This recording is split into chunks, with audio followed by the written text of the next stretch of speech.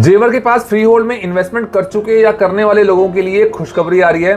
Fact ये है कि यमुना विकास प्राधिकरण के अधिसूचित क्षेत्र यानी नोटिफाइड एरिया में लगभग 1149 गांव आते हैं, लेकिन अभी तक मास्टर प्लान से बाहर पड़े गांवों को डेवलप नहीं किया गया है। अब सरकार ने कमेटी बना दी है जो इन गांवों में डेवलपमेंट की संभावनाएं तलाशेगी। सबसे पहले समझिए कि येडा का जो क्षेत्र है वो 6 जिलों में फैला हुआ है। गौतम बुद्ध नगर, बुलंदशहर, अलीगढ़, हापुड़, आगरा और मथुरा। अभी फिलहाल गौतम बुद्ध नगर और बुलंदशहर के लगभग 226 गांव में कुछ हद तक डेवलपमेंट हो रहा है। बाकी 4 जिलों में मास्टर प्लान तो बना है, लेकिन ग्राउंड लेवल पर अभी एक्टिविटी शुरू नहीं हुई है। इस गैप को भरने के लिए अब नई योजना तैयार की जा रही है। कुछ स्पेसिफिक प्रपोजल्स भी सामने आए हैं, जैसे टप्पल बाजना और राया बेल्ट के लिए 11,000 हेक्टेयर का डीपीआर बिल्कुल तैयार है। ऑफिशियल्स का मानना है कि पूरे 82,000 हेक्टेयर क्षेत्र को डेवलप करने में दशकों लग जाएंगे और इसीलिए फेज्ड डेवलपमेंट की तरफ सोचा जा रहा है।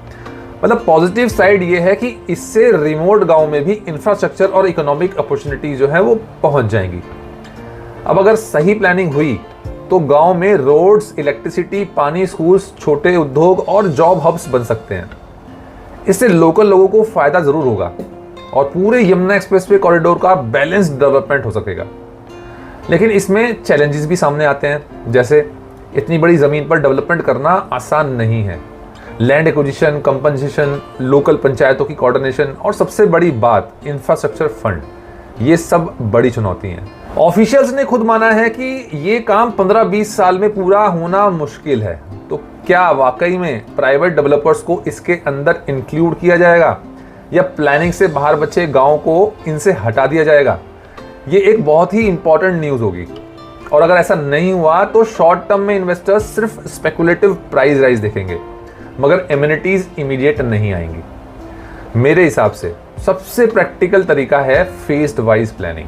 जैसे पहले 300 गांवों पर पायलट बेसिस पर काम शुरू हो जाए, वहां पर बेसिक सुविधाएं दी जाएं और फिर धीरे धीरे पूरे रीजन को जोड़ा जाए। अगर ये सिर्फ मैप पर सेक्टर्स खींचने का काम हुआ तो फायदा ज्यादा ब्रोकर्स और डेवलपर्स को होगा, ना कि एक्चुअल लोकल कम्युनिटी को। रियल एस्टेट की नजर से देखें तो ये लॉन्ग टर्म प्ले है। अगर आप इन्वेस्टर हैं तो 15 से 20 साल का होराइजन रखकर ही सोचा जाना चाहिए। शॉर्ट टर्म स्पेकुलेशंस रिस्की होते हैं क्योंकि अभी ग्राउंड वर्क जो है वो शुरू भी नहीं हुआ है।